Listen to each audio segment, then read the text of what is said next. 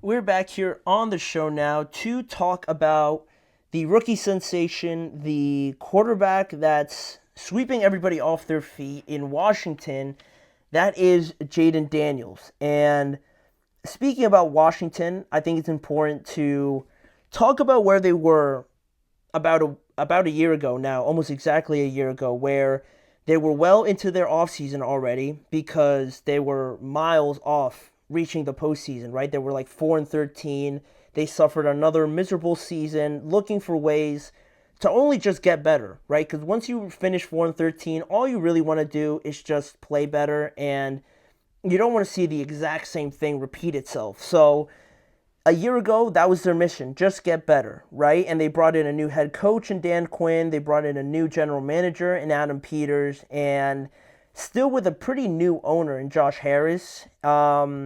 They brought in a lot of new faces to this roster as well, right? On the defense and offensive side of the ball, which included the number 2 overall pick in last year's draft being Jayden Daniels, the Heisman winning quarterback out of LSU. And now, after all of that and nobody thinking they would ever get to this point, a year removed from all these things happening in their organization, now they're one win away from making the Super Bowl after finishing 4-13 the previous year.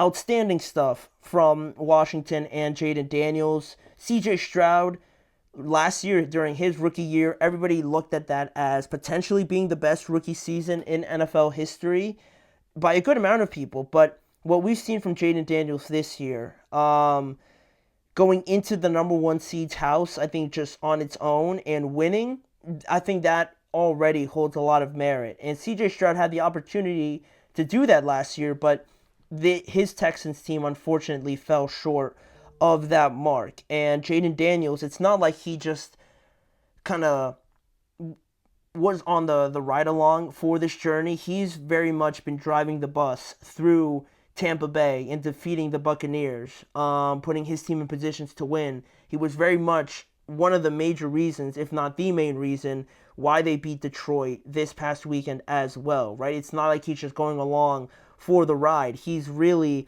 affecting where they go on this journey, and that's remarkable to see. But beyond one very important game, obviously this past weekend, looking back on the season that he had, it's been remarkable as well. He broke the rookie regular season record for completion percentage at 69%.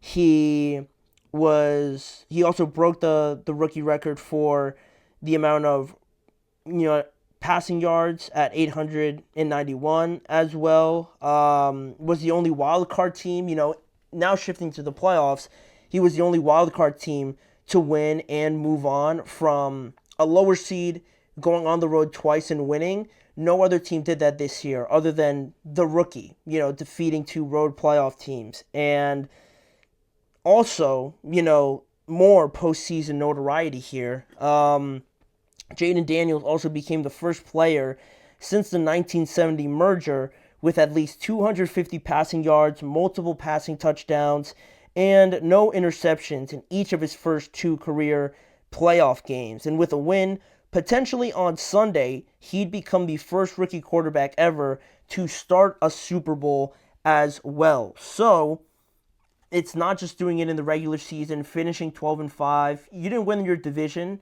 and just making the playoffs, I think, would have been enough, more than enough, for a Commanders team that, again, only just wanted to improve from being 4-13, but now to be 1 win away from the playoffs is an insane thing to even conceptualize at this point in the year. And he's quarterbacking a team to an NFC title game, for the first time in over 30 seasons that they haven't been here. And it only took, obviously, drafting him and getting some good pieces around him and good coaching, and the relationship that he has with Cliff Kingsbury is obviously important, but it's really all about Jayden. And I don't think a lot of people wouldn't say that either. The way that just his uncanny ability of having nothing really rattle him, right? Like, sometimes you could look at some quarterbacks, some players, and you can kind of tell that they're nervous or they know kind of like the magnitude of what's about to happen. But with Jayden, I swear he has like the same exact facial expression anytime I see him. He's either always smiling or he's just like blank, and it feels like he's not thinking about anything, and he's just going out there and playing. And it shows, right? It shows in some of the throws that he makes. The decision making on its own is almost second to none, because every time like he makes a throw or makes a decision to run it and things like that, go for it, keep it on an RPO or something like that, it always ends up being the best decision, and all the throws that he makes always seem to be the correct ones, and nothing can go wrong for this guy. And I don't think it's luck when you've defeated the number 3 seed, you went on the road to the number 1 seed's house and defeated them. Now you have an opportunity to beat the number 2 seed in Philadelphia, of all places, as well. So I already said it's the best rookie season ever.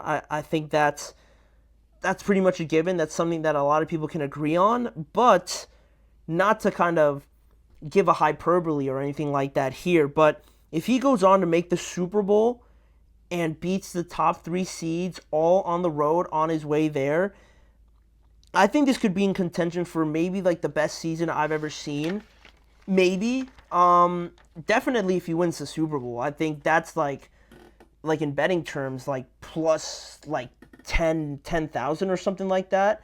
That's kind of like the odds on that. If he wins the Super Bowl, then like all reasonable conversations and logical conversations regarding Jayden Daniels go out the window, but that's still very much a ways away. But even if, I think just making the Super Bowl, and in that context, right, going to Tampa, going to Detroit, going to Philadelphia, and defeating all those teams on the way there with, again, a very average roster, you have to start like putting him in some very, very elite company if all of that was to happen, right? And the optimal word, obviously, here is if, right? But that's the kind of magnitude we're talking about, right? That's kind of what I was alluding to when I mentioned the Buccaneers and Commanders game, right? Like, a lot of people were on the Buccaneers, and rightly so. The number 3 overall team, they finished the season off strong, but it's always that, but they got Jayden Daniels, or they got Tom Brady, or they got Patrick, or they got Josh. It felt like that was what we were on the verge of in that moment. It felt like Jayden had that thing about him that maybe his team's not as good. Maybe they don't got as many weapons, or their offensive line isn't that great, but they still got Jayden. And he felt like one of those quarterbacks for whatever reason. You know, I just felt like he had that thing about him. And I'm not saying I was the first one to think that. I'm sure a lot of people did. But, you know, it's that kind of thing that's holding you back from picking against him, right? And it happens a lot of times that eventually you get to a spot like with Patrick now, and I don't care how bad his team is. I don't care what seed he's in. I don't care if they're injured. I don't care who his head coach is. If he's playing in a postseason game, I'm going with him because he's done it so many times. And Jayden's still early in this process, but I think having this sort of rookie season, I think that's already been cemented as the best rookie season, and he still has a lot more to potentially do, which is the exciting part. And this conversation was brought up also about who's the best quarterback playing right now. Based on the last 2 weeks, which quarterback out of the remaining group has played the best? And I didn't want to say Jayden because it felt like the spontaneous thing to say, right? A lot of people would just say, oh yeah, it's Jayden, right? Because, you know, he played a great game against the Lions, right? And while it was impressive, I just feel like I'm going with Jayden, not for that reason, but just really the fact that he's managing the game as well as I think any of the other quarterbacks with Patrick and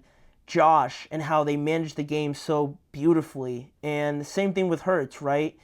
Just conservative, no risks and anything like that, running the ball with Saquon. And I think they're all doing a phenomenal job, but Jayden's also managing the game very well. They have a lot of trust in him to make the right decisions, I'm sure, to audible to some plays that he feels comfortable with, or, just making all the right choices out there, giving him a play, seeing where his thoughts are, and they're very comfortable with what he decides to do. And I think all the quarterbacks playing right now have that freedom within their own offenses to do that. But the main difference around Jayden and why I think he is playing the best out of all the quarterbacks right now is just the people around him, right? The players around him. You can't say that he has as good of a defense as the Chiefs do. He doesn't have Steve Spagnuolo over there coaching the defense. The special teams aren't as good as the Chiefs are. They don't got a Hall of Fame tight end, really, the magnitude of Travis Kelce. And, you look at Philadelphia, they don't have a skill position player like Saquon at all. They don't have the offensive line like the Eagles have either. And their defense isn't as good as theirs either.